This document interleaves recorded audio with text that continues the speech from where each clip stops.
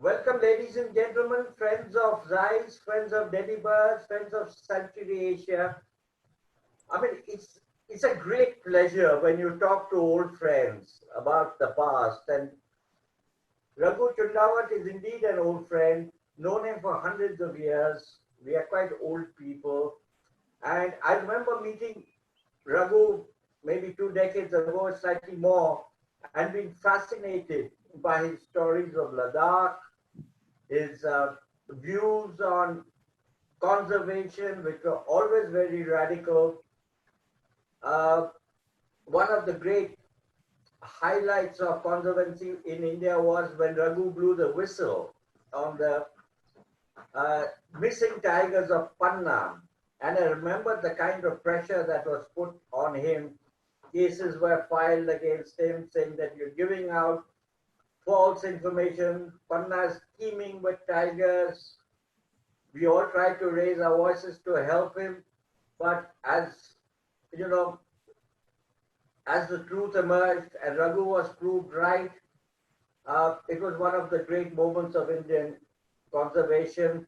Raghu went on to write a book called The Tigers of the Emerald Jungle, which was fascinating. I suggest to people read it.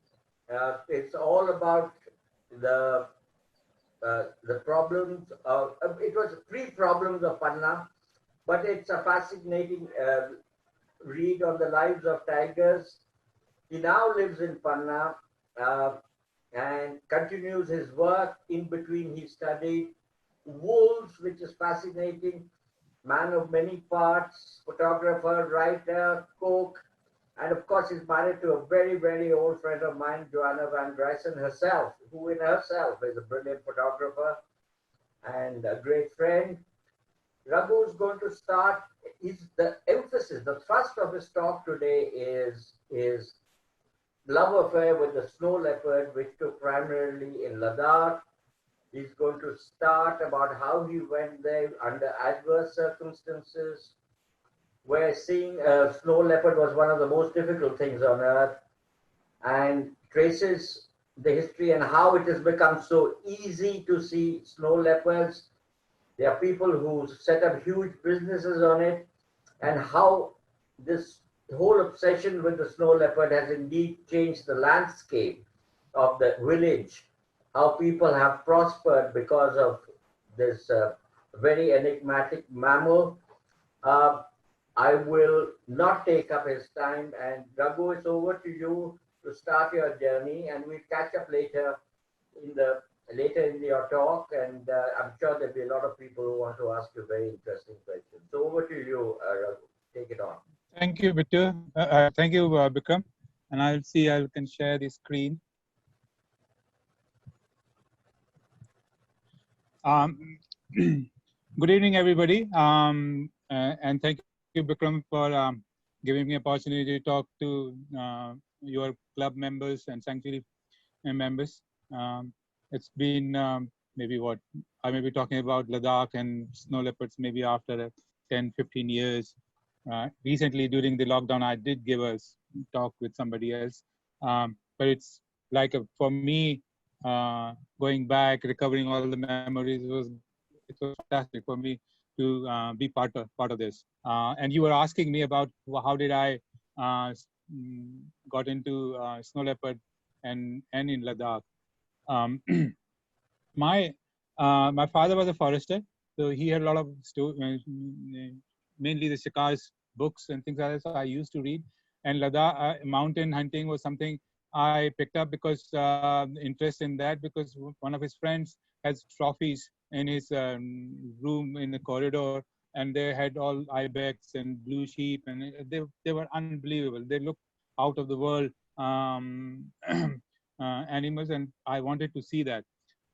When I got an opportunity, I thought I was not into academics. I was playing cricket and wanted to play cricket professionally. So I thought it will be a good getaway for me, like a paid holiday to go to Ladakh, do the work, survey part of this, and then come back and play cricket. And they were looking for a botanist, and they couldn't find one. and I had done my MSc in botany just to get an admission so that I can get into the university team. And it was the easiest department to get into on a sports quota. So I was taken as a botanist uh, in the team, and that's how my connection with Ladakh and the snow leopard started. When I arrived, my biggest surprise, because when you read about Ladakh those days, it was a completely unknown territory for most of the Indians. When you talk to people that I'm thinking of going to Ladakh or I've been to Ladakh, they thought that I've gone to some foreign land, foreign country and come back. Ladakh was not part of India in the minds of the people. And my image was Ladakh will be like icy country, lot of snow. And my biggest surprise was when I arrived there, there's no snow. Snow was like very little up in the mountains, because I arrived in October and snow has happened, and the summer has melted most of the snow. So it was the biggest surprise for me. And this is the first time when I came to know that Ladakh actually is not part of the Himalaya, but it's a part of the Trans-Himalaya, and it's a term which describes it as a cold desert. So many of you have been to Ladakh, when you take a flight from Delhi to Leh, this is the landscape you go through. This is the valley you see. This is the Kullu Manali Valley. This triangular valley is the Lahul Spiti Valley. And then you get into once you cross the Himalaya over Rohtang into the Lahul Spiti, it's still a part of the Himalayan. But once you go over Baralacha, you come into the Trans-Himalayan, and then you go all the way to Indus Valley here. The journey, if you take a flight, the mountains before the snow main Himalayan range comes into, is very green, lush, blue-green. Then you have icy high mountain range, and then you come into a completely brown area. Many people think that the mountain ranges are actually what are very, very key in deciding where the animal are. They consider it as a big barriers.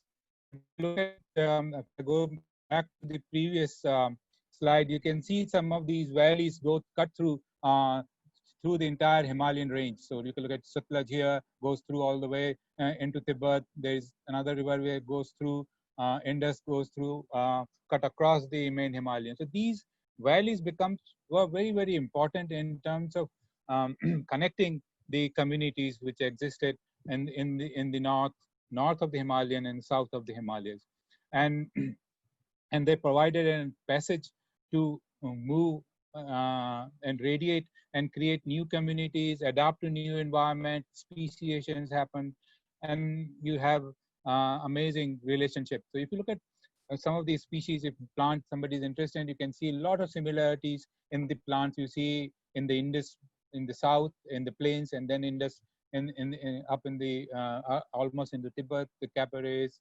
equinox. You can see these. If you look at Sindh wild goat, you have ibex, you have Punjab urial in the Indus systems, in the plains, and then you have Ladakh urial, you have chinkaras in the plains, you have Tibetan antelope up there, all the way to India, Kashmir, all the way to Ladakh, and then you have woolly hair further up further east of the Ladakh region. Then you have Kiang, and then you have Kur. So that's something very important. The valleys, not only for civilizations, but for the species to intermingle, radiate, form new communities, associations, and that's the crucial. These valleys are very, very crucial. And Ladakh, if you look at, just to describe it, if you see central Ladakh and the western Ladakh, is very, very rugged mountains, narrow valleys, lot of snow, very close to the main Himalayas, very, very rugged. The moment you go up the valley into the east, it opens up. Slowly, it opens up, ruggedness slowly opens up. And by the time you reach the Tibetan side, it forms what we call self-drain areas, expense of land where there is no exit of water. So it forms huge lakes. And because there is no exit of water, and over the years, the water from the mountain snow, and it comes to drain into this and evaporate. So the minerals are concentrated and creates saltwater lakes. So there is another ecosystem that is created in the east.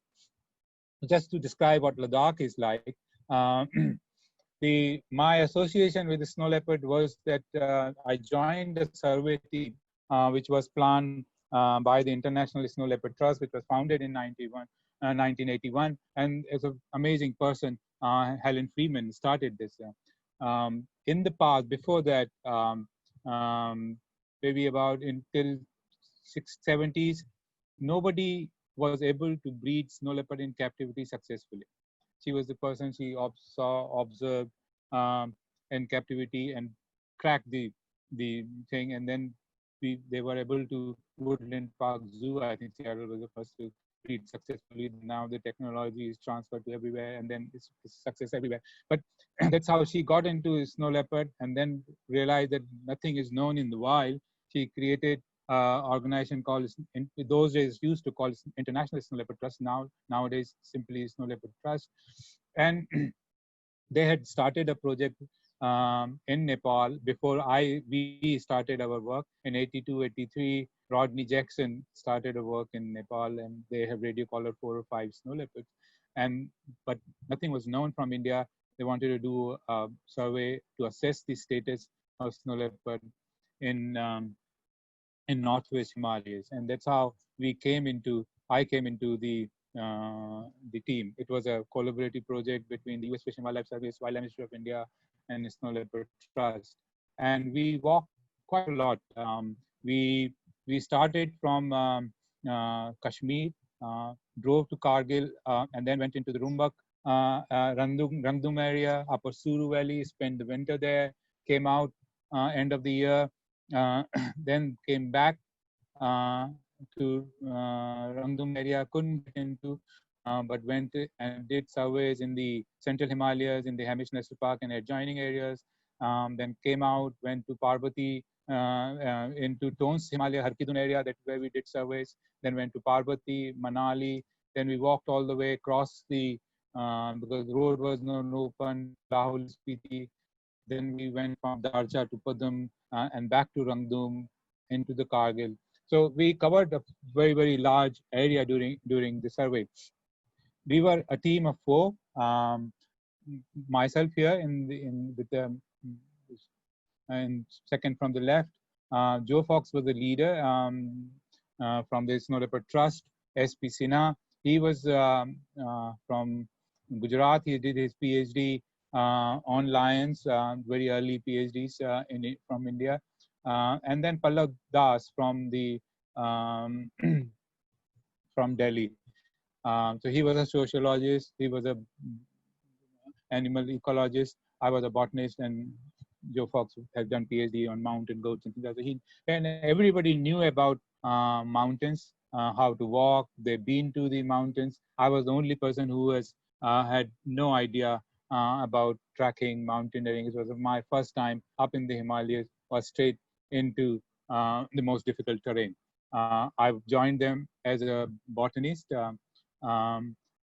I had no idea. I didn't know more than 10 birds.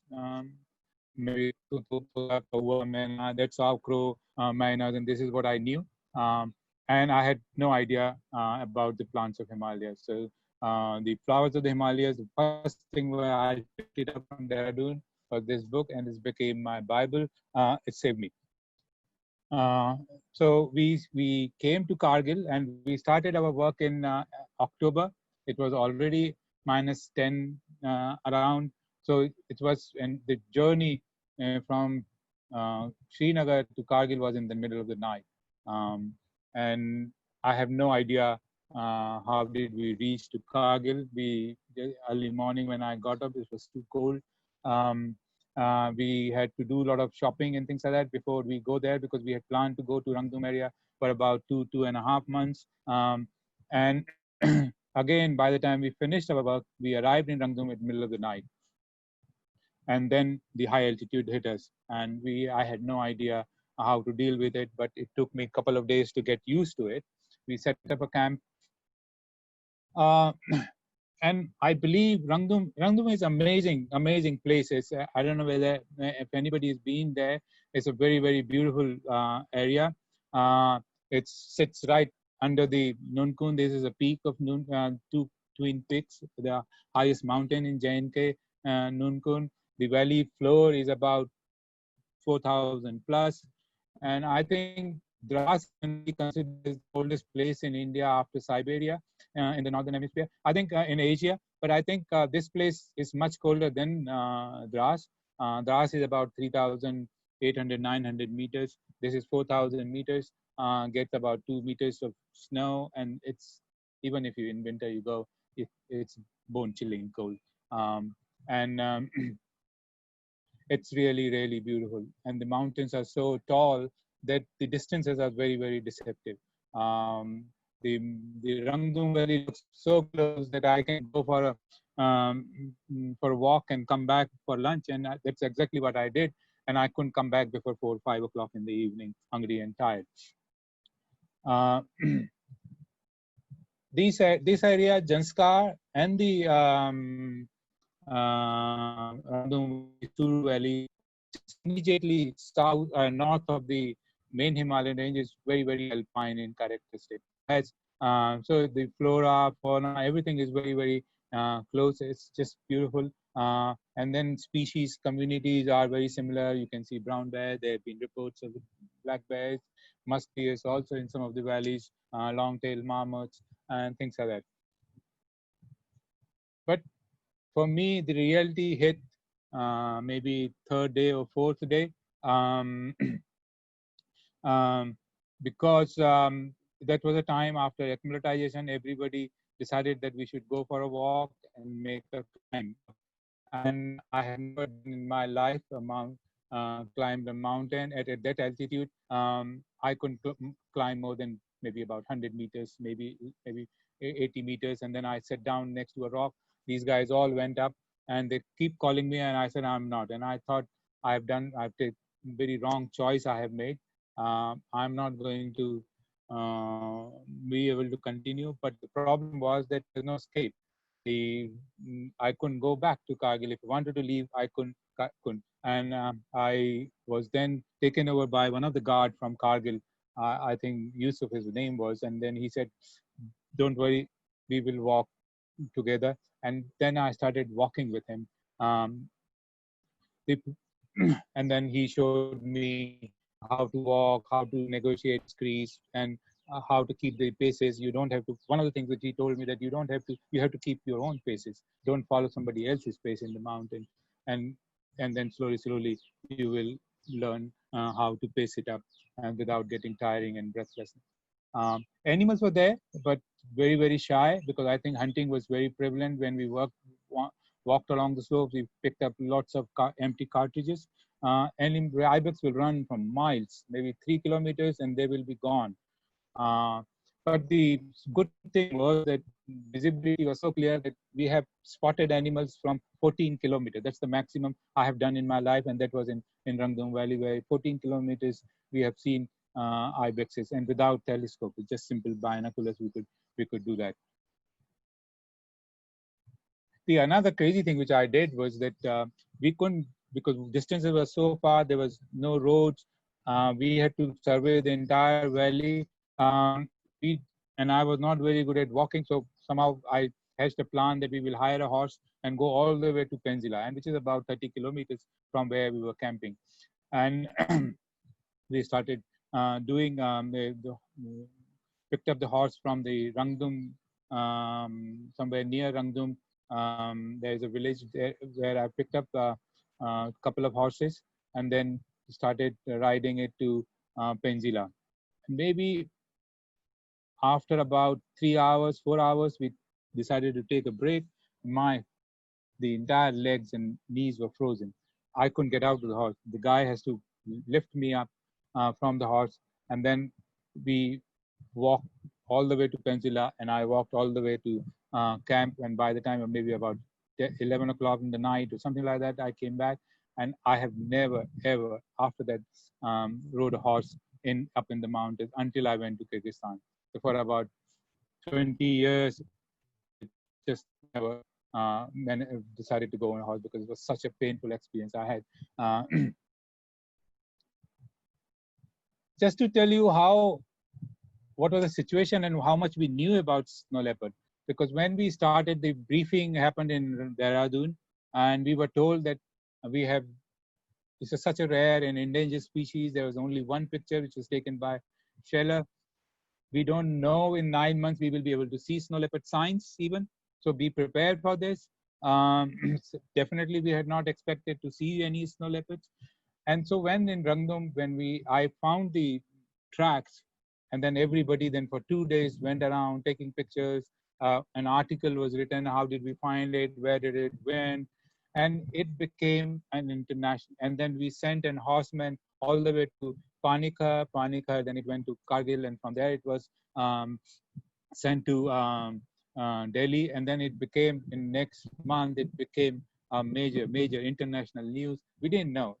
CNN, BBC, everywhere. When we came out, then we were all given all these news cuttings, and then we didn't realize how much world interest was on this survey and about knowing about snow leopard. And we had no idea about what's it's like uh, in the wild. So people have absolutely no idea. Even finding a snow leopard tracks was was fascinating, and we were so excited. Then after that, we started learning the where to look for it, how to look for it.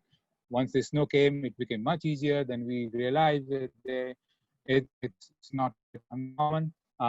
We had no idea how many individuals were there, but we were started seeing signs quite regularly after about 10 days when we found first signs, and then for next 1 month we were there almost every other day. We will find fresh tracks.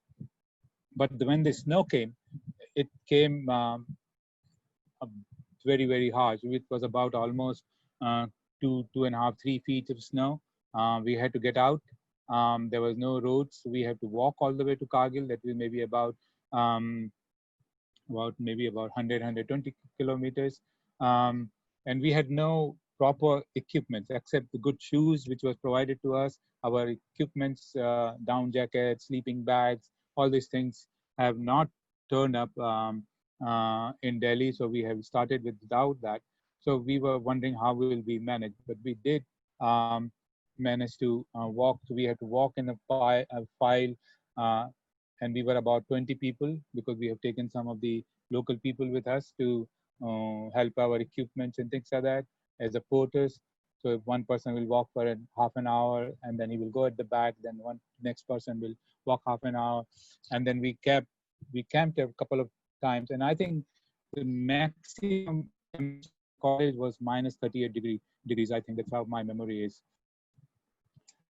And then we were actually the road was cleared by the time we reached Shanku, somewhere between Shanku and Kargil. We were met by Alok, who was looking at our logistics. So the huge project, and he needed a logistics, so he was doing our logistics.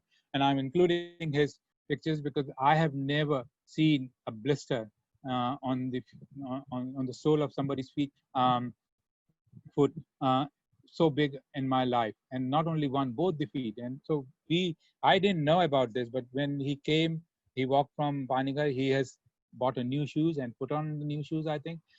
He walked to Panikkar, and then we walked the same day back. Maybe it was about total walk was maybe about 40, 45, 50 kilometers. He never showed it any sign of pain. And in the evening, when we went to his room to see, and he was dressing it, and I couldn't believe in my eyes at how big it was. And then this time I realized that the mountaineers are completely different breed. I don't think they feel pain at all. I 1/10 of that blister, I wouldn't be able to walk. But that was amazing. I've never had. And once after the Christmas holiday, Joe Fox came back. My first priority was to go back to Rangdum Valley. So we split the team into two. One went to the Hemis National Park. Pallav and Sena went there. Me and Joe Fox decided to go back to Rangdum. Nobody felt that we would be able to do that, but I was completely naive. I have no idea. I was trusting Joe Fox, and whatever he said, we will do it. I said yes. And he brought cross-country skis, snowshoes, for us to carry, and maybe half an hour training workshop he gave that how to use it, and off we went. And we started, I think, from Panika for first couple of days, and we had to carry porters from there to bring our luggage back. So we had about 40 people following us, and it was a nightmare. I don't think I fell in love with cross country skis. This was such a painful effect because they are fixed, and when you fallen, the skis don't come out, and you get completely stuck. Your head inside the snow, your legs are up, you can't get out. You have to somehow reach to the clip where you have to unlock yourself, get what. And I was doing this maybe twice every hour, and it was very tiring.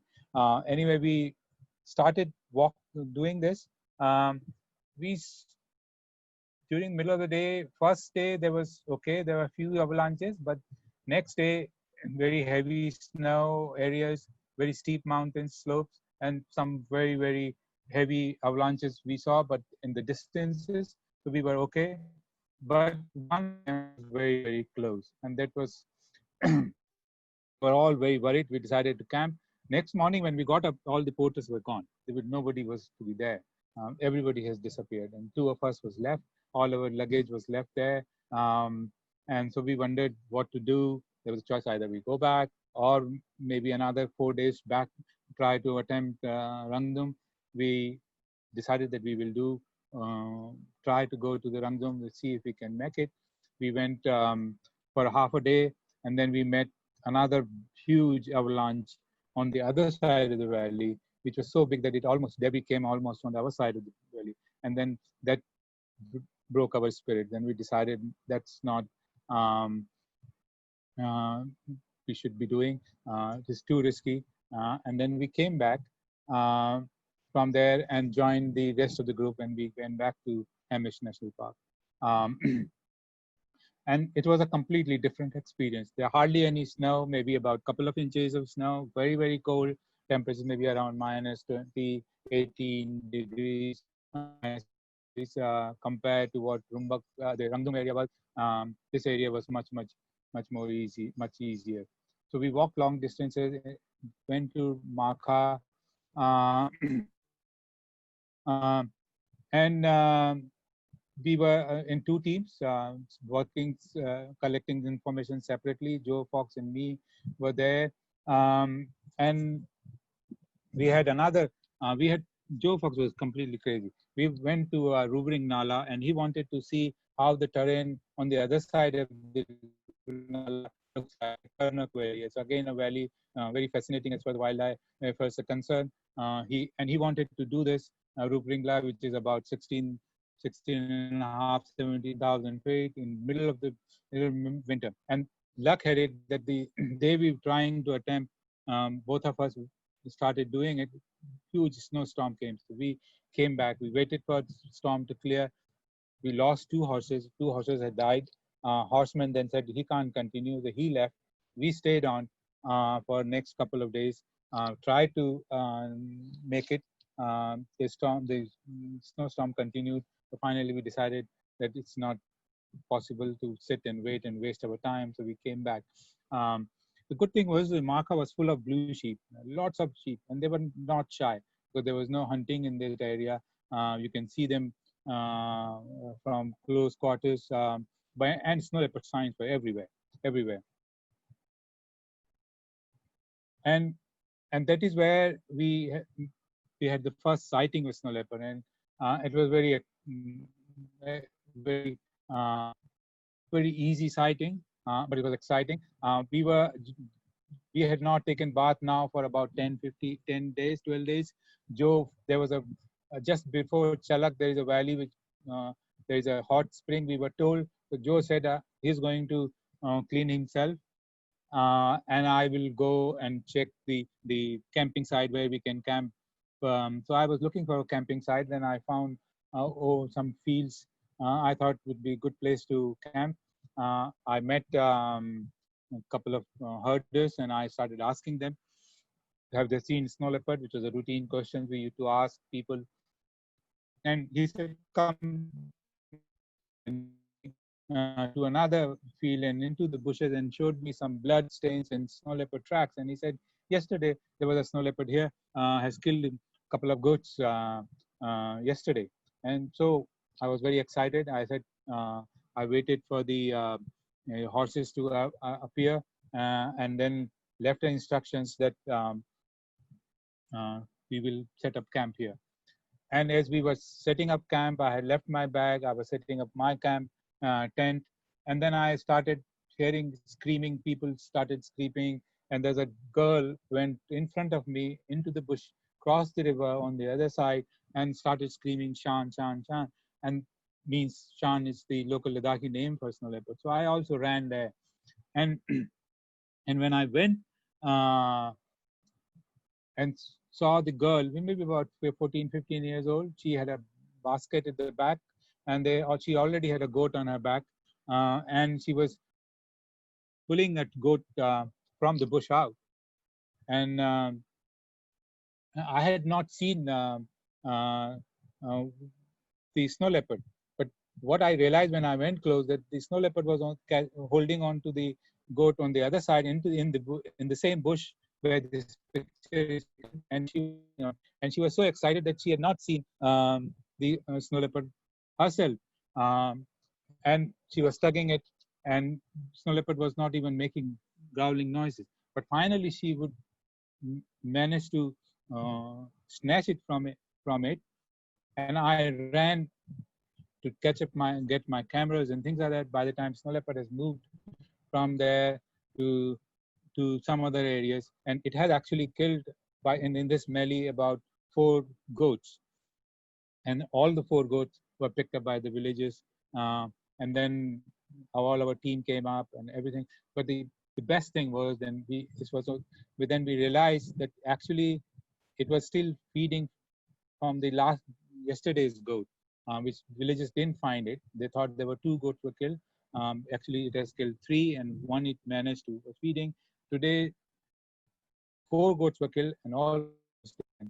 And so it has a good view on the other side of the river. So the river and between we watched it for 2 days, feeding on, doing nothing but sleeping like this. Remained there for 2 days. We had hot tea, samosas, pakoras will come, lunch will come, we'll sit. It was a nice break for us. But after a couple of days, then it moved on. Once he's finished, the goat went up. And that is the time when I think one of the closest encounters I had was that day. Joe, I was still not very good in climbing the rugged cliffs and things like that. Joe was way ahead of me. So when he went, he saw this snow leopard maybe about 30 meters from where he was taking pictures. So he was telling me, come quickly, and I was breathless. I couldn't walk fast. By the time I came, I think it heard my footfalls. I maybe dropping a lot of rock. It started moving, and so there was a kind of a big rock. We were expecting that if I go up on this rock, it will come out on the other side, and I may be able to see and click a picture. But I think it decided not to go further up. It decided to cross the rock right at the edge and then go down straight. And it was a coincidence that it came out from the rock from the other side, and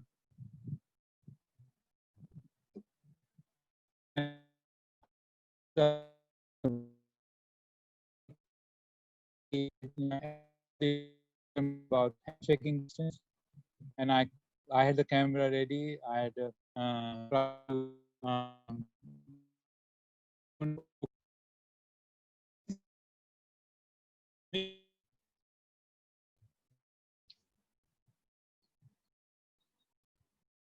hello.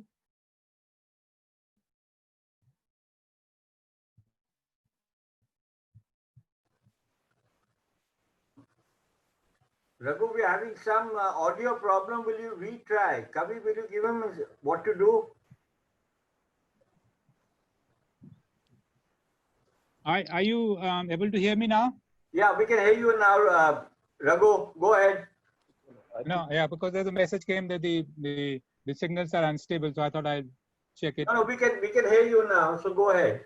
Okay, so the only shot I got was a back of a bloody snow leopard, but it was the closest I have. First time I was maybe about couple of feet to each other, but no aggression. Absolutely no. There is no. I think there are only two records of snow leopard attacking a human. One was rabid snow leopard, which has attacked even attack is coming out and kind of brushed and dashed a woman where and she was opened the door, but absolutely no evidence so far. I may be not aware of others, but the two recorded incidents were there. But so for me, so close. Even the girl when he's trying to snatch was absolutely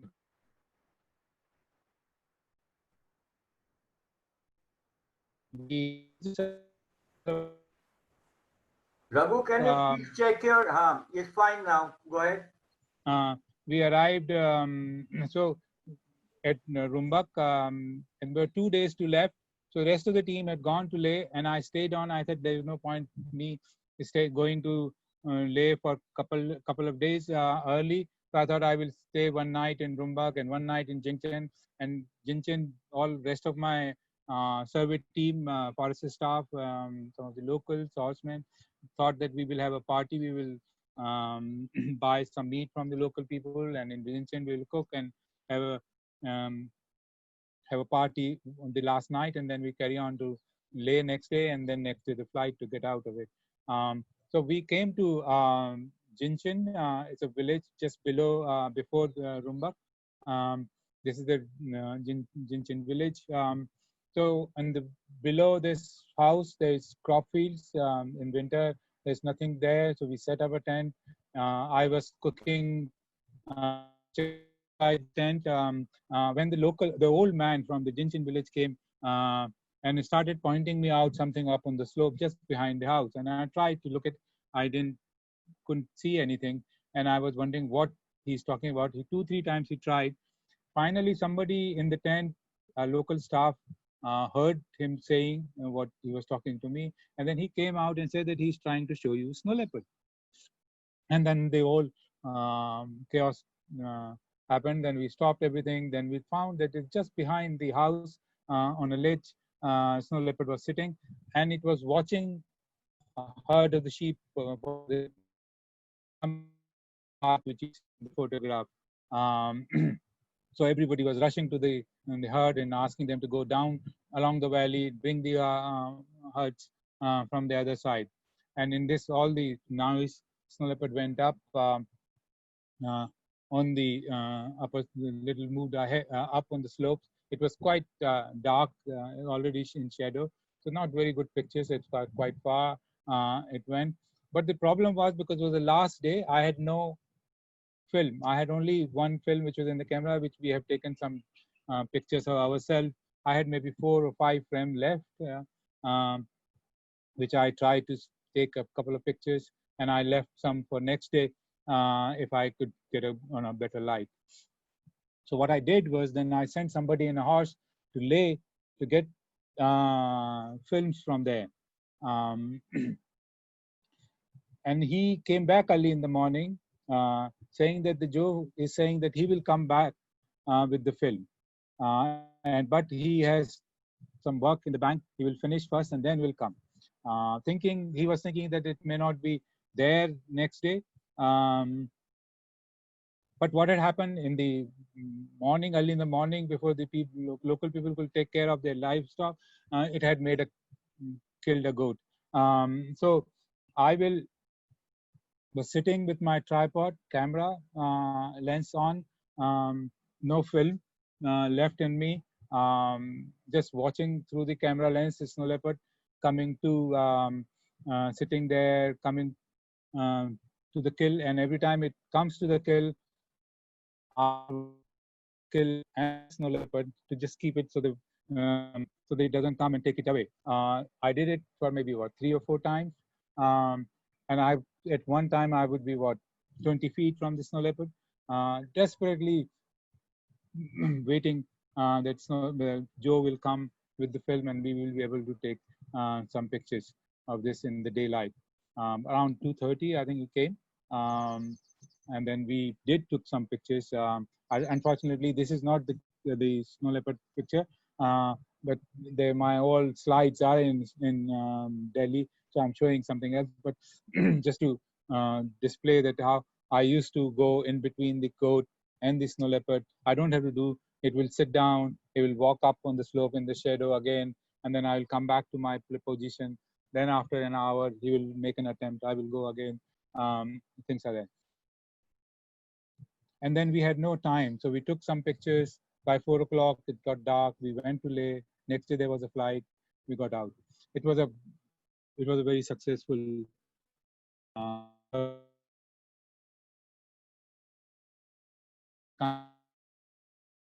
We saw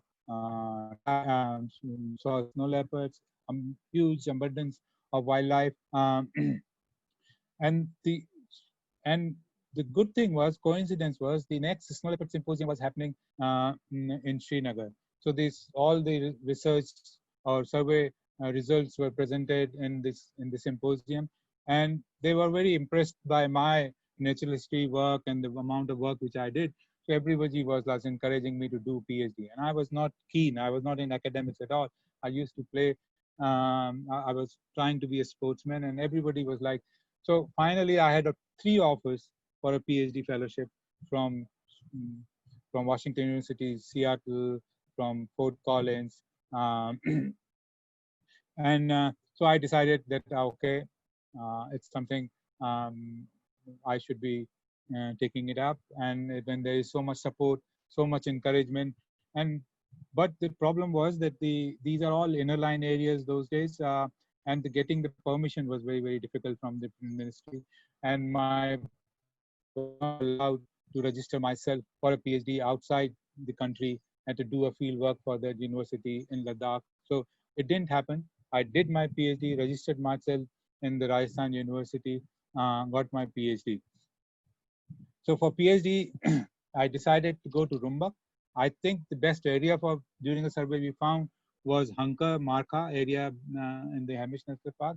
But I selected Rumbak because it was logistically easiest. I could walk in one day from Leh to Rumbak in 8-9 hours walk. It used to be. I could do that. I got the project cleared finally. Total budget for that project was maybe 1,50,000. If you look at it in dollars term, maybe $2,500. That was the budget, and this budget for 3-4 years I used to do my PhD. So this was the valley, Rumbak Valley, where I spent my next 6 years there. I used to hate this walk. We used to walk from Spituk to Rumbak. It used to take 7 or 8 hours. I used to hate this walk on the plains in Valleyville fans of in front of the Fae, because it was a very for 4 hours, 5 hours, you walking along this habitat, same landscape, hours after hours you're doing, and many times you're done. It was so boring. Plus, it was very tough because you going east west. So the one side you had sun on you, burning your face, and the other side you have sweating, and the sweat is forming large icicles on the other side of the face. So you have sunburn on one side, you frostbitten biting your face on the other side. And I hated this walk. But there was no choice. Now you can drive all the way to Rumbak. So this was the village, and this is the house. If you see, was my home for many days. It was very interesting because when I went there, I took maybe about 6 or 7 hours for the evening. First few days were quite easy for me to set up the tent, meet villages, communities, walk a little bit here and there, come back around 4:30, have a couple of shots of rum, go early sleep, then again next day go. The sun sets around 3:30, 4 in the winter, and I had arrived there late autumn, October, November. So the evening starts very early. And I got, because every day drinking, I was getting depressed. Insecurity kicks in, and I said, finally, this is not going to work like this. I'm not going to finish my PhD. I will get continue to do like this. So I then called all the villagers through a party, had a good, finished all the rum bottles, and told the villagers that please, I'm stopping drinking from today. Don't offer me chang anytime, because it's almost impossible in the village to say no, uh, either chang or chai. The Ladakis, it's almost impossible. So I said, hold it, and asked everybody not to offer me. And I never, ever drank alcohol in the study area. But I used to go to Leh, I will have a beer and things like that. So when we lay, my horseman used to carry a chang bottle. At the end of the valley, at the Indus, there is a lato, where they will leave the chang bottle for me.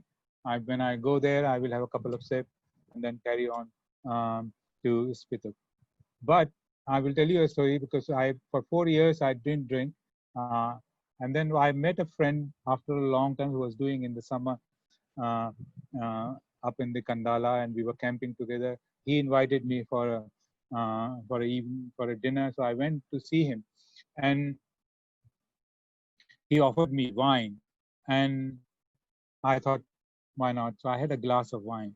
Next day morning, in my tent, when the tea came, my staff from Cook asked me, did you drink last night? So I said, no. Yes, I did. So his face went very small, and he was very looking sad. And I said, what happened? He said he lost 100 rupees bet, because when he went there to ask people um, for me uh, for dinner, they said, no, he's drinking and he's having dinner there. He said, no, maybe you were talking some other Saab. Our Saab doesn't drink. He said, no, he's drinking. So they had a bet, and he lost that bet. And in my life, I cannot get over this, that I have broken somebody's trust by just having a glass of wine. I tried to compensate that to him. He refused, but it is something one has to, it really, really hurted me very badly. But I never drank in Rumbak in 6-7 years after that. We saw snow leopard, not so regularly, but we did see snow leopard. It was very hard to see. As you can see, it's not very far, but it's still very difficult to see if it is quite far. But sighting was so few that it was not possible for us to collect very meaningful information. So we had to do radio collaring. And to do radio collaring, we had to do trapping.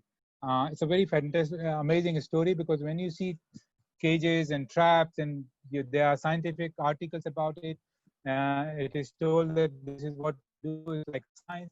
But I remind that it's actually, and trapping individual animals is a art. I didn't have enough funds to buy a trap and carry it all the way there and set it up. So I wanted a trap which was made out of local material, and I was looking for a design for a trap. The leg snare hold, WI didn't allow me to use it because the thinking that it may hurt, plus traps has to be imported. That was not possible. So I was looking for, then I found through somebody, most probably I think Kailash Nagla told me that in Kota, there's a guy who had trapped 600, 700 leopards for Kota royal family, problem animals, and he used to make it cages from the local material. So I went with him. And what he was a very old man. I couldn't even his slang Rajasthani. I couldn't understand. His son kind of explained it to me what he is saying, and whatever he was saying is completely against the scientific papers if you read how to trap and design a trap. So the things which he said, few things he said that one of the things you have to do is once the animal is inside the trap, there should not be a pinhole light coming into. If you can see a light, it will fight, it will injure itself, and he will get out of it. It has to be completely dark. Now that was a problem. If I have to dark the animal inside, if it's completely dark, how will I do it? That's something I have to work it out. Second thing, he said that the animal, the bait, there should not be any separate chamber. An animal will not kill it. And I didn't have the money. I didn't wanted to lose my baits every time snow leopard is get trapped because it's expensive. And he said that no, don't worry. Snow leopard will or leopard will not kill once it's trapped inside. It will not kill. Few things he did. Then he said that when the door should drop very slowly and should make a lot of noise. And if you look at the papers and the design, that the door drops fast with a lot of noise, and then there you have, and it's a heavy door. It drops fast. It can injure the tail or any body. So then you have to have designs for that. He said, don't worry. The door should fall slowly, make a lot of noise, and it should start falling when the animal is half inside and half outside. And I was thinking, oh, it's not possible. We will not be able to trap it. But his son, his grandson, they said, you trust him, he will do it. So I thought, let's take a chance and we do it. And we built a cage. The thing was saying that what happens is you make it cage inside of the cage very, very narrow with the stone. And the tripping device, the thread has to be when the animal is half inside and half body outside the door. And the goat is on the other end. When the animal goes inside, trips the trip wire, and the door falls, it makes a noise. And if that time animal is half inside and half outside, and there is not much space, and door is falling slowly, making noise, so he looks at the noise, turns around, so his body comes inside completely, and the door shuts in front of him. So he knows, and there is no light coming from, he can't see, it's completely dark. The only thing he knows is that that is the escape. If you want to escape, that's the place. So he will sit close to the door and will not attack goat, and goat will be alive.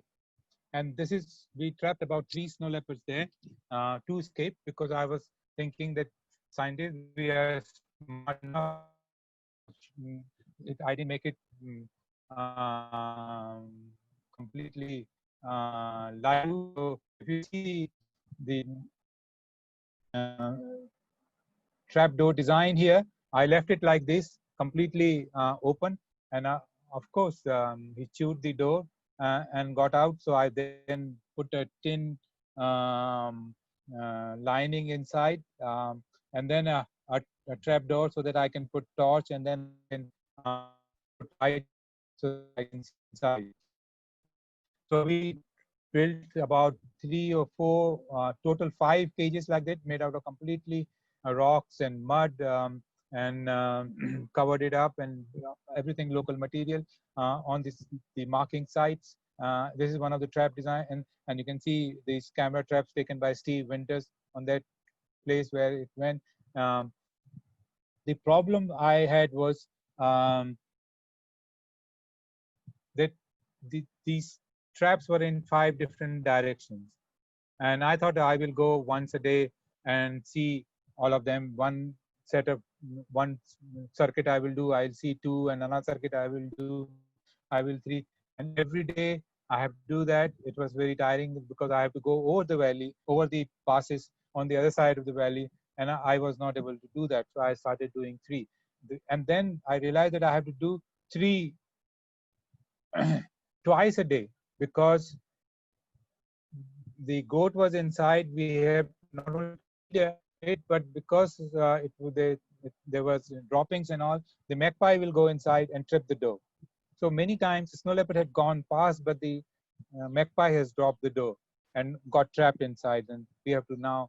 So we have to every morning, because the animals will move in the daytime also. So we have to go early in the morning to set the trap again if it's been tripped by the magpie, or go in the evening again, afternoon, and do that.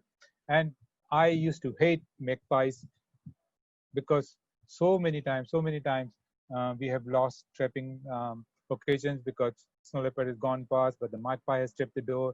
The snow leopard came in the night and went past without uh, catching the snow leopard. Finally, when did it happen? Um, I had to try to put the torchlight and everything, and I couldn't see it. Finally, the story I will tell you is that I was up on the slope. They saw the door dropped, and I thought magpie has done it again. So I was completely uh, angry with the magpie, frustrated, came down straight. But when I walked in, usually the goat will hear me because we used to bring food and will make noises, but this was completely silent. So I thought there is something wrong, and there is no fluttering of magpie because a magpie will be fluttering. So I made some noise, kicked the door a bit. There was nothing, no noise. Uh, there was little doubt in my not sure. Then what I did, I lied down on the ground, lifted the door, and as the light came up, I realized we were nose to nose. The snow leopard was also trying to look at me, and we were like inches. I had opened the cage about 4 inches or something like that, and we were like eye to eye, maybe 6 inches. And I immediately shut the door, put rocks on top of it, went to the camp, brought our tent, sleeping bag, slept there. Next day, the trouble was how to uh, tranquilize it. I have to put my hand inside under the door to catch the tail of uh, this leopard. So I put a rock, um, um, a log I had taken and put it inside to keep the door little up, and then feel the snow leopard, whether his hind leg, and then finally found the tail, pulled the tail out, then gave a tranquilization on the tail and waited for it to go down, and then put a radio collar and then released it. So we did radio collar one snow leopard, and it made my life, instead of making easy, it was even becoming even more difficult. Now I have to track this individual, and it was almost impossible for me, because if you see, if I get a snow leopard, first of all, I can't figure it out many times when the narrow valleys, whether it is coming on the this side of the valley or on the other side of the valley, because the bounce of the signal was so strong from both the sides, from the source and from the bounce, that I can't figure out whether it's on this side. Second was whether it's halfway up on the slope or middle of the slope or on the valley. It was almost impossible. The only way to go was go up on the ridge. And by the time if I go, an animal has gone the other side, then I have to move the camp on the other side. It will take me 2 years. By the time I go on the side, the individual gone some other value. There was times when, for once, I think I remember, at a 21-day stretch, I went on and I meant that I will find it. I will find it. 21 days I went on and on and on, and I couldn't find any signal. And frustrated, I ended up in Mato. I came out of Mato, went to Leh, and evening just to see, because you can see the Stoke Kangri and those mountains. I started my signal on the thermometer and to see if I can signal, and I could find the signal of snow leopard up in the mountain from the lake. So it turned out that I was not able to follow where snow leopard was going. I was only able to get snow leopard signs, signals when it come to the area where I was active. So basically, I was looking at the range of my ability to track snow leopard rather than snow leopard ranges, because it was moving longer distances. And I was saying, what to do now? And then luck had it that I was it rescued because it was, I think I was completely inexperienced. And I had put too loose collar in the summertime. When it shed the fur, it became loose, it came out, it dropped the collar. And I was kind of a very relieved person after that, that I don't have this responsibility that you have a radio called snow leopard and I'm not following it up. So then I have to find different ways of studying snow leopard. I then used tracks. I used to pick up fresh tracks, follow it up as long as I could, collect records every 200 meters, stop, look at the characteristics, what kind of characters, the terrain it uses, when it's resting, when it's hunting, when it's, different. Um, and I used, sometime I will follow about 10, 11 kilometers of the same track. The idea was follow the same track, which is not easy. So I had a data on about 115 kilometers in six years, and with something like 600 square kilometer of following the tracks.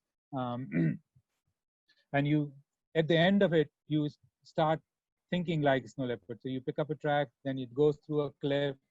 You can't even negotiate, but you can go inside the cliff. You pick up again, you know where it will end up most likely, and you go there, find the track, and then you start following it again. And we built quite a lot of information, natural history information, and it was a fantastic for me. It was like reading a book. You will see how it has tried to pounce on, say, mouse hairs, how many times it has done unsuccessfully. I have encountered how many times successfully, things like mammoths, and how it has looked hunted long distances, what kind of terrain it uses when it's hunting, what kind of terrain it uses. Because if you look at it, most of the now the photographs and videos are available, the snow leopard usually chases the animal down. So it has to be on the up. And so when he's looking for hunting, it's not looking going along the valleys. When it is moving for other movements, then it will be all along the valleys. But when it's hunting, you will see it along the valleys, on the higher slopes, on the upper slopes. It will be, and then it will not be very straight movement. There will be zigzag movements. It will going into the cliffs, it's resting, moving, but it will be always on the higher slopes, so that it has a commanding view, and then it has the momentum to chase the prey, and ability to catch. So those kind of things, natural history was amazing by following the tracks. It was for me. It was like reading a book on snow leopard natural history. But I had developed some problems on my knee, and when I went to Delhi and in Dehradun, I was told that I have to have operations. There's no other choice. If I can bear my pain, it will be fine. Once it's become unbearable, then there's no other option but I have to operate. And one day, it was almost impossible for me to walk, and I was in Tarbung area. Before I could go to Leh, I couldn't walk downhill, so I was just sitting, camping for a couple of days. Then the Amchi from Rumbak was passing, and he came for a tea, and we were talking, and he said, "Oh, he can give a medicine to me," and he gave me 14 packets, and I have to make kadas, brew it, and drink it. It was the most disgusting taste. I may have taken for 10, 11 days, but the pain had gone, and it never came back. And I tried this medicine from him to several other people who had problems with knee and other problems. It never worked, but it did work for me amazingly well.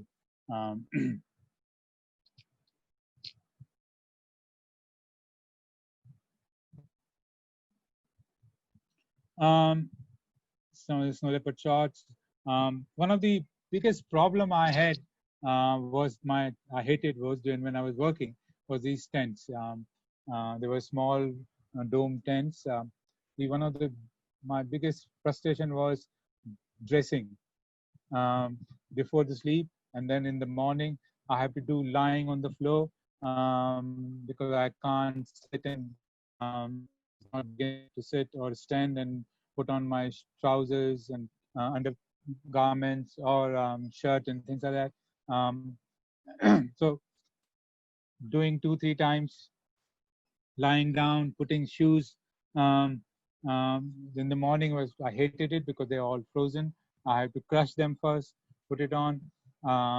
Sleeping was not very comfortable because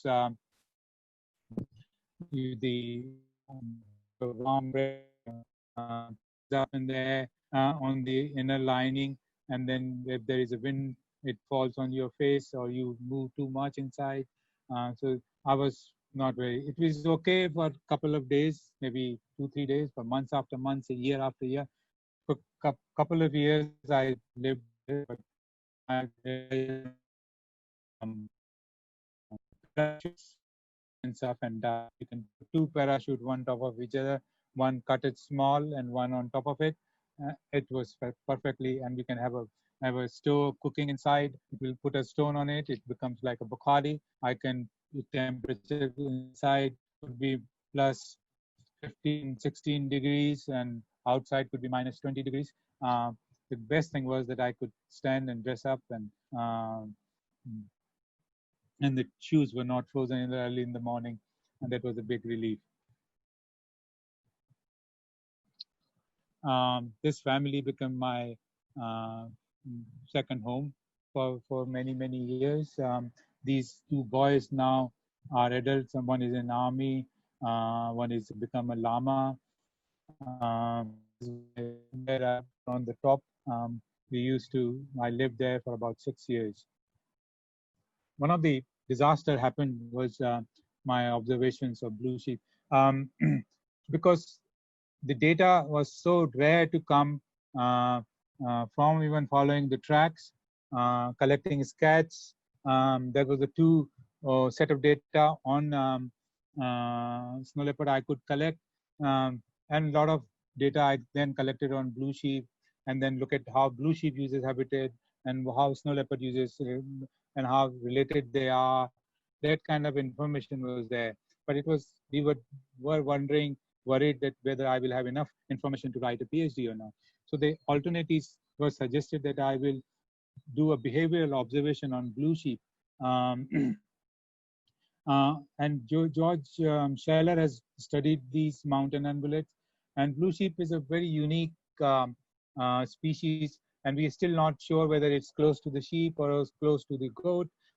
He had raised these questions, and so we thought we will do rut behavior, we do make behavioral observations, extensive observations on rutting behavior of these sheep, and then answer these questions. So I was used to go sit outside, find a rutting herd, sit there, and take notes of, and hundreds and hours of I must have sat there. And it's one of the most painful thing is sit outside in minus 15 degrees, and take notes every 10 minutes.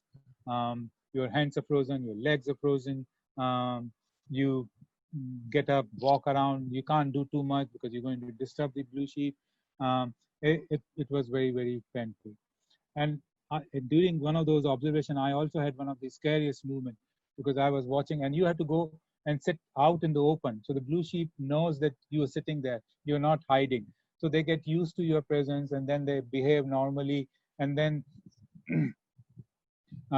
they sometimes come very close if they so that I can have a very extensive observation. And I was doing that one day, and sometimes what happens when there is no big male in around in a rutting group, then all the males are young and of similar size, then it becomes very chaotic for the female, and female tries to escape.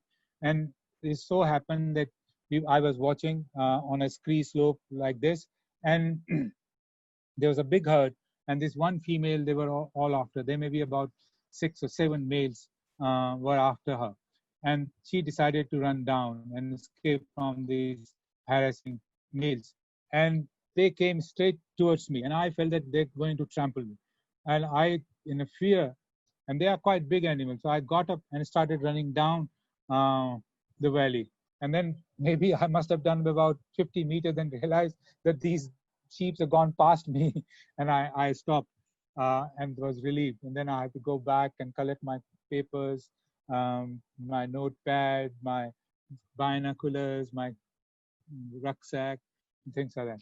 It was really scary because they came really strong, a herd of about 10 animals straight on you. It was really scary. Um, Mouse hair is amazing creature.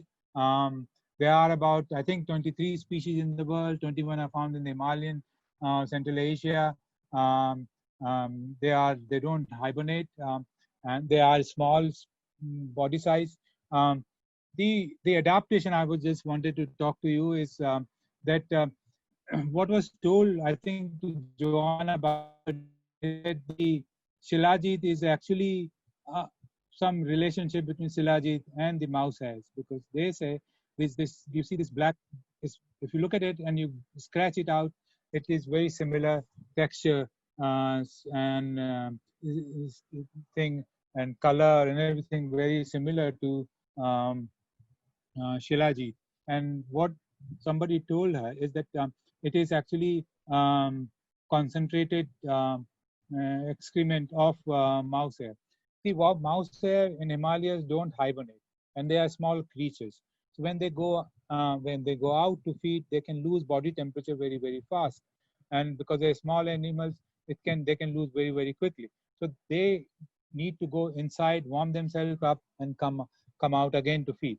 And so what they do is that between out and inside their home, there is a chamber which is they created where they go, which is like a heated room where they raise their body temperature.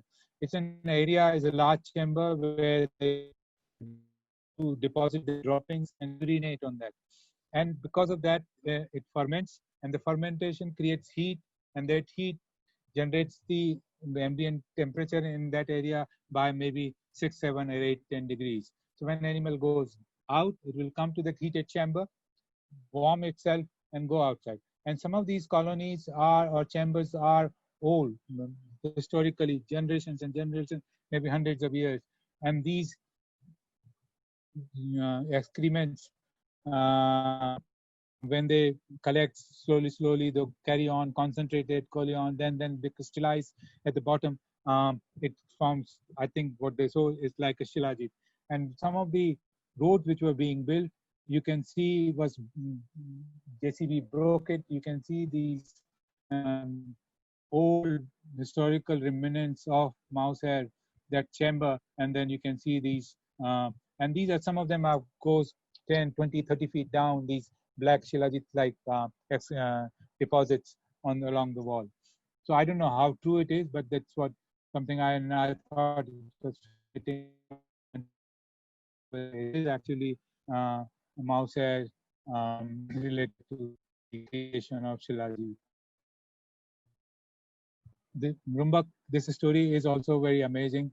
Rumbak is actually not the place known distribution range of Argali, but three of them arrived in this village, Yuruche, and the woman, the lady of the house, saw that and was surprised, and then fed them, and they started coming back again and again, and she kept, and they developed a relationship, and when it went on for years, and she used to go out, look for them, protected them, fed them, and as a result, this population grew from 3 when I was there, that it was about 14 or 15.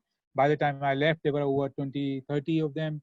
I don't know what's the situation like that, but that was a very fascinating story about how this population settled down in an area, and the landlady, which was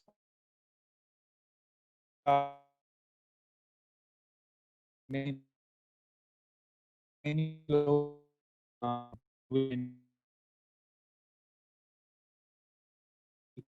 by the behavior of the animal will run.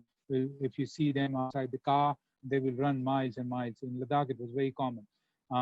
And so there were two person in army who were conservationists, photographers, and wanted to change that.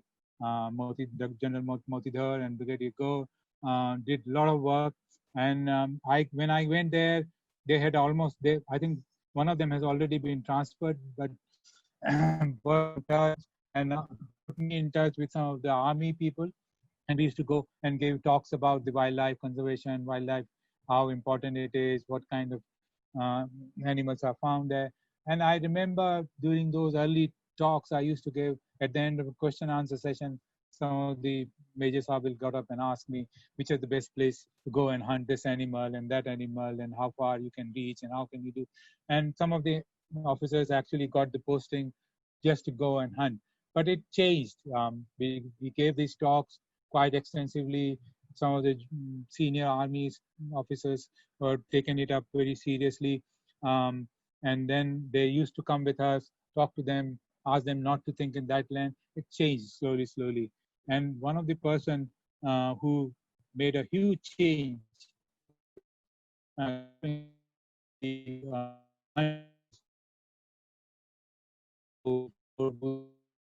they were they were they worked very very hard. And I think the recovery of Uriel, when we were working there, we thought Uriel will not survive. We thought by in another 20 years Uriel will be gone, will be extinct in India. But actually we saw completely different. It recovered, and it was one of the best recovery of endangered species or one population in the mountain. If we talk about, I think Uriel recovery is one of them, and it's thanks to Nobu Saab and his team who managed to stop poaching, because they all found Uriel population was found all along the valleys of Shayok and Nubu. Uh, Amazing work in Ladakh was Rinchin, uh, who started this organization called Snow Leopard Conservancy India Trust. He joined me when I was doing work in Rumbak. I finished my PhD, but I continued to work there. I did some research and some management research work, but we did a lot of community. We wanted that the if we snow leopard has to be protected, it has to be the communities has to take responsibility, and they can do it. So, and the community can only participate if they see benefit to it.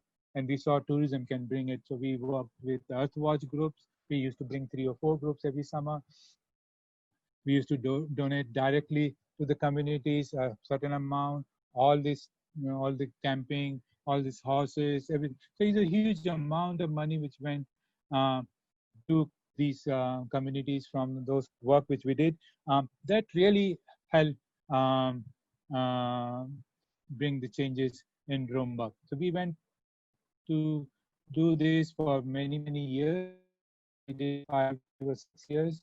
And and Rinchen joined us, used to take this group because I was working that time, WIS, so I can't go more than 3 months at a time. So I used to go for 3 months, and then he will take over, do this work. And then he started in Snow Leopard Conservancy, then started working with community, he did camera trapping. And then the films came in, then National Geographic project came in, and they all brought a lot of money, a lot of interest, and the community started becoming. It's the pride and dignity, all these things helps. And what Rumbak is now, it's actually the work is being done for 10, 15 years, initially by me, and then carried on by Rumbak, by the forest department team, then Rinchin then extended it to Ule and other areas. And it's what required is a sustained presence of somebody. So I was there for 6 years after my PhD, plus PhD time, then it's about 12, 13 years, my presence. Then Rinchin was there for 10 years. So it's about 20 years of work which has gone in Rumbak and in Ule before it is what it is like. And same thing has happened in Kibber, where Charu and his team been there, always been there for continuous presence makes a big, big difference. And some of these show pictures of Steve Winters, which we helped because he was initially tried to work in Janskar, couldn't get very much success.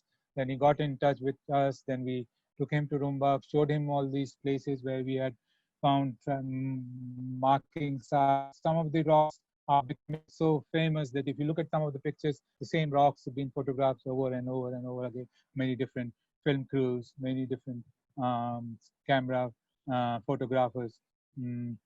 But I think like the same snow leopard in Rumbak goes to Stoke, goes to Mato, I think. And so the as far as the population is concerned, it's the same in Rumbak and same in Spituk and same is in um, same is in Stoke. But somehow Ule and Rumbak is becoming popular. So everybody wants to go there. And I remember initially a lot of people wanted me to go lead the group when I had uh, just come to this tourism. And I said, if you want me to lead the group, I will not take to them to Ule or to Rumbak, but I will take to somewhere else because there are better places than Rumbak, better places than Ule. I may not be able to show you the snow leopard, but I can give you an experience which you will not have. But the, the reason for traveling is now changed. Now people are quite happy, go sit in one place, take tens and thousands of pictures, come back and not go anywhere else, not seen any other part of Ladakh, just come, take pictures, gone. So the purpose of travel, purpose these areas, and we continued on and off some connection. We did some and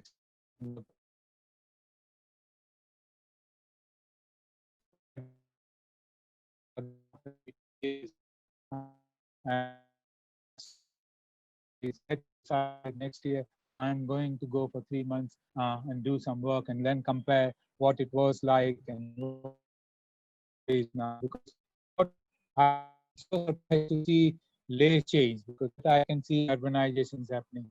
What has changes, what has happened in the countryside in Ladakh is really was shocking for me.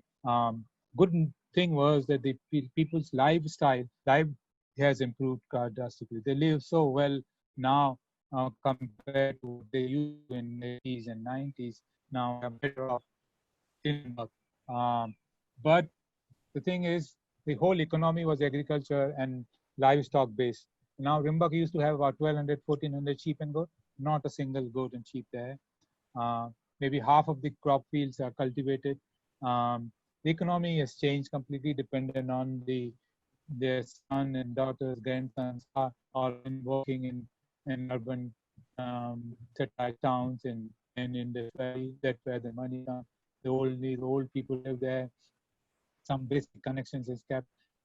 And I have never seen Rumbak so lush. Those meadows I've never seen so lush. So I'm quite interested to go and see how this is impacting the wildlife population. Is the loss of um, livestock biomass is being replaced by wild biomass or not? If it's not, what are the factors are affecting that?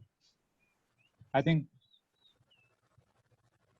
I will end up here and if any questions, Bikram, you can take it up.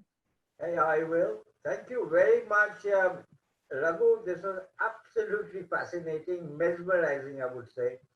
I'm so glad it was you and not me who had to go through these trials and tribulations, but with such wonderful results. And, Raghu, one thing to know is what is this of the leopard? Is it Sorry, come again. what is the status of the snow leopard now? Is it endangered? Is it of concern? Is it of least concern? This recently in a year before, it has been moved from endangered. So it's not anymore endangered species. There's a lot of debate going on whether it did deserved it get its new status.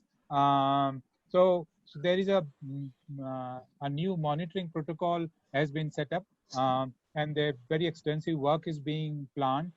And maybe in a year or two, we will have much better assessment of the population. And then we will know whether it will go back to endanger or it will remain where it is now. So right now it's not endangered. Right now, technically not in the is Yes. your and I mean, do you think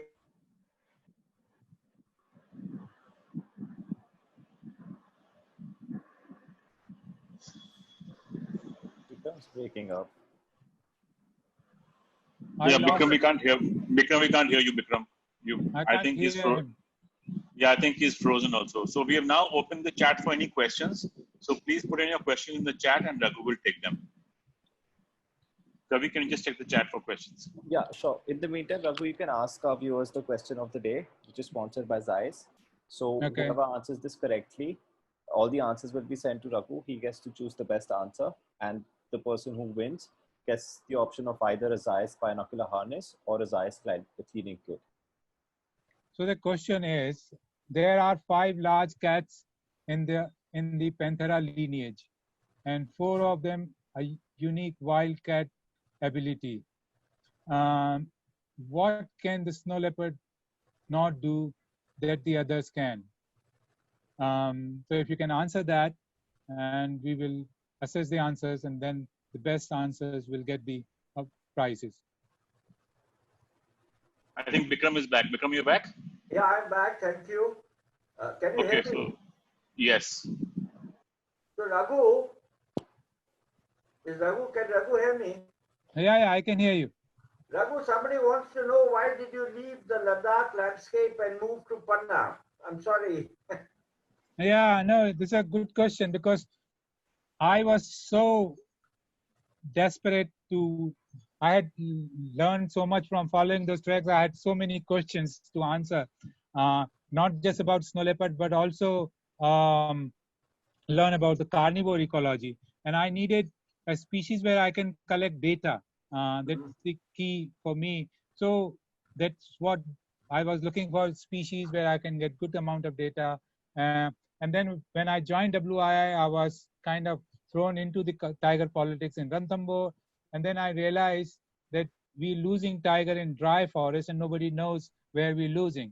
And we don't know why we're losing tigers in dry forest. So I was looking for why we're losing tigers in dry forest, and that's how I came into Panna. But the main reason was I wanted to take up a species where you can get information, collect data.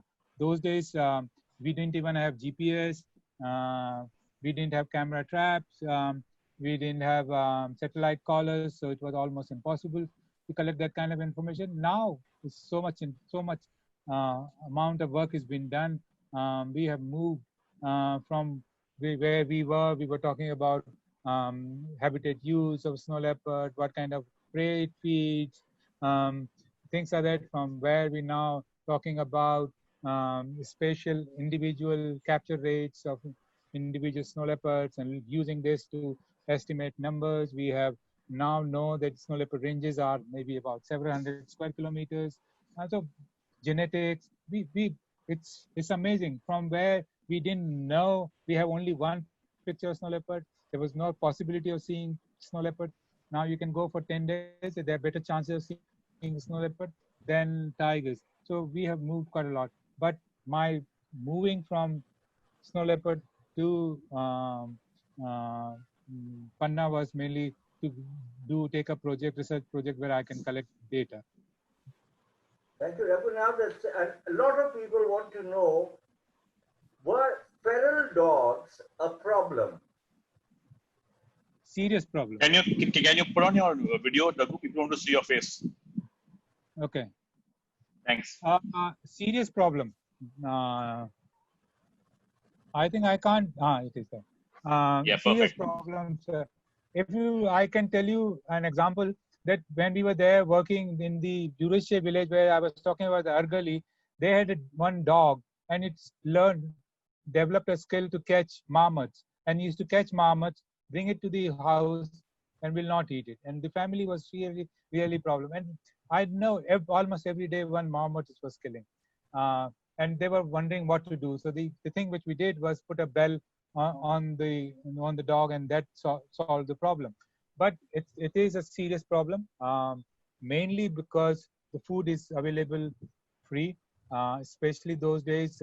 Army langars food was thrown out, and dogs were feeding on it, and they become feral. Large packs they have formed. It's a nightmare. In some areas, it's a serious problem, and in some areas in Ladakh, I think they have attacked human beings. So you can't go in some valleys alone where the feral dog population is very, very high. But it's not only Ladakh. I think everywhere in India there are problems. Want to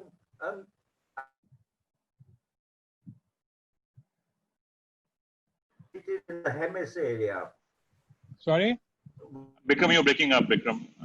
Why is the snow leopard tourism concentrated in the Hemis area? Well, that's why I kind of said that nobody wants to take a chance. And the guests who are visitors don't want to take a chance, because if I'm coming once in a lifetime trip to Ladakh, I don't want to take a chance to go an area and then may not be able to see it. Rather than I will go to an area where I can see. That's one reason. So Rumbak, Ule become very popular.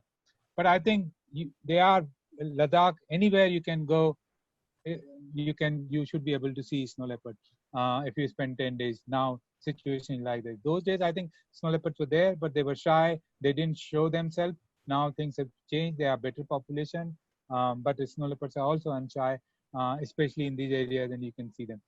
But I think tourism industry needs to work with their international foreign travel agencies, and I think they have to spread, because the benefit of the tourism has to spread much widely. So the over a larger landscape is better for everybody. So you're not crowding, more communities benefiting, snow leopards going to benefit, and the key is that community should benefit. But the way it's all tourism is very market driven. Most of the benefits goes to the not going. So maybe 20%, maybe less than 15% goes to the local community. That's not right. I mean, maybe 30% if we can bring it up, the contribution, and organized conservation tourism. We don't have very many examples of conservation tourism in India. We have tourism, wildlife tourism examples, but not conservation tourism. I mean conservation tourism where you remove that tourism, conservation fails. That examples we don't have in India. Thank you, Raghu. We have been flooded with the sort of messages of congratulations to you. Everybody's enjoyed it. Thank you very much, and best of luck for your next venture. And maybe we will get together in another couple of weeks and talk about tourism and how to link it with conservation. Thank you very much. Kavi, do you have any announcements for tomorrow and the following talks? Yeah, just give me 1 second. Thank you, Raghu. It was absolutely fascinating. Thank you. Thank you, Nikhil. Thank you. Thank you, Raghu. Bikram. Right. So, like we've already asked the question of the day. A few of you were answering in the chat. So, in order to submit your answers, just please go to the Delhi Bird Foundation website, www.delhbirdfoundation.org/contest, and you can answer over there. We have a talk tomorrow, like I mentioned at the beginning, Stories of a Feathered Kind by Katie Barkley. This is going to be at 5 p.m. again, using the same Zoom meeting ID. Next week also, we have some interesting talks coming up. We have a talk by Shashank Talvi on flycatchers of India. So that's going to be a very interesting one. So hope to see all of you tomorrow as well as next week. Thank you. Thank you. Thank you, everybody. Thanks. Bye. Bye. Thanks.